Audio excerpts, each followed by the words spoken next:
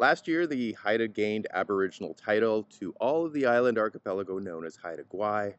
The Haida were able to gain almost everything without giving up anything. It's quite unprecedented. For the Haida, it was a big win. Hello everyone, Marquette coming to you from Vancouver Island. There were two questions that came out of this. The big one was, what does it all mean for us? And I want to talk about the second question that no one is asking. Why here? Why the Haida? Of the 50 plus First Nations across Canada, why was it the Haida that were able to do this and not someone else? Now, just so you know, 10 years ago, I was actually predicting this in one of my biogeography lectures while I was teaching at Mount Royal University in Calgary. And my students actually really liked that lecture. Anyway, I'm going to give you the condensed version. And it all comes down to Haida Club membership. You see, in order to be Haida, you have to be born through a Haida mother, or you can become an honorary member. It's really hard to become an honorary member, by the way. This is different than just about every other First Nation in Canada because the federal government sets the definition for them, and it was based on the father.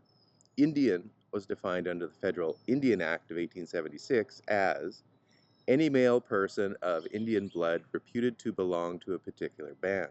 Secondly, any child of such person, and thirdly, any woman who is or was lawfully married to such a person.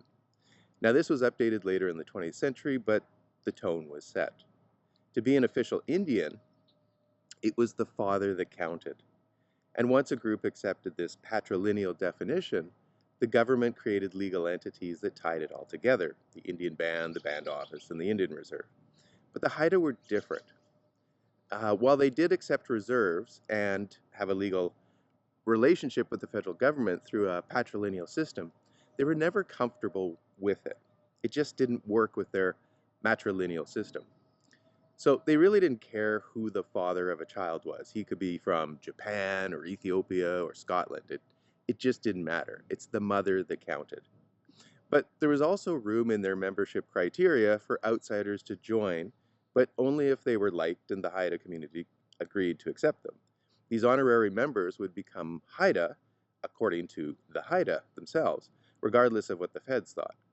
So back in the 1890s, for example, the population had dropped from tens of thousands down to something like 588 individuals, which happened from a devastating disease.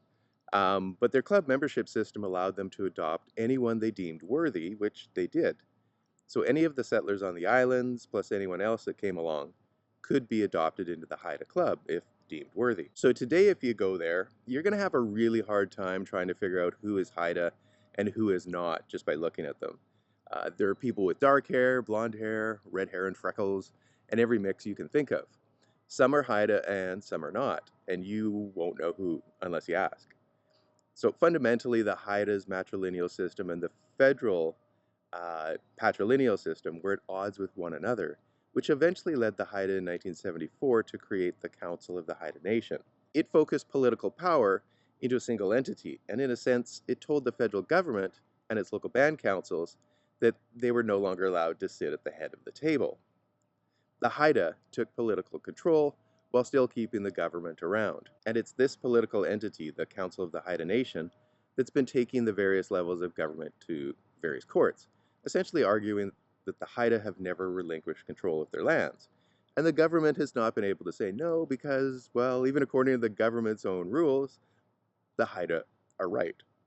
So it was just a matter of time before we would get to the point where the Council of the Haida Nation would effectively take control over all of Haida Gwaii.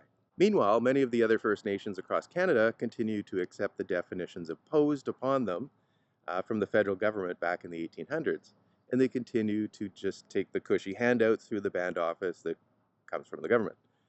So what this all comes down to at the very heart of it has nothing to do with Drippa or David Eby, nor anything to do with race or anything like that.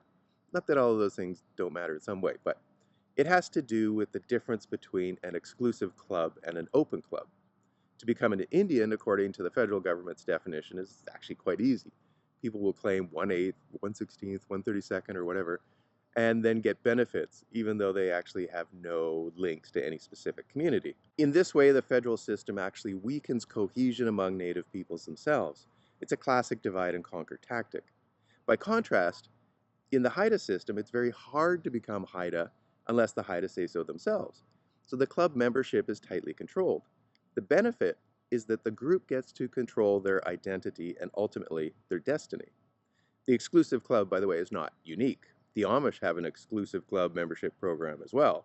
It's really hard to get into. The benefit is that they too, like the Haida, have been able to keep governments at arm's length and maintain, or even gain, high levels of sovereignty and independence because they're very clear on who they are and who they are not. In fact, the anti-globalists and freedomites out there would do well to take some lessons from both the Amish and the Haida. But we can't overlook the fact that exclusive clubs do come with some trade-offs. To be Amish, you have to be their version of religious. And to be Haida, well, you have to be deeply connected to Haida Gwaii itself. It's best you actually live there full-time or you risk getting kicked out of the club. And for the rest of us, it means that once the exclusive club is in charge, then things like private property are not that secure anymore. Unless, of course, you're a member of the club. So of all the places in BC I would not actually buy private property today, it would be there in Haida Gwaii. I'm not Haida. Go there for a vacation, yes, it's a magical place, definitely. But buying private property there, nah, this is one place I would definitely stay away from now. But then again, I wouldn't buy a property squeezed between two Amish farms either, unless of course I was Amish. So in the end, the Haida won their right to control Haida Gwaii because they were very clear on who they were and who they were not. And it had nothing to do with race and everything to do with either one's mother or whether an outsider could fit in. So in the words of George Carlin, it's a big club and you ain't in it, and that's why the Haida won.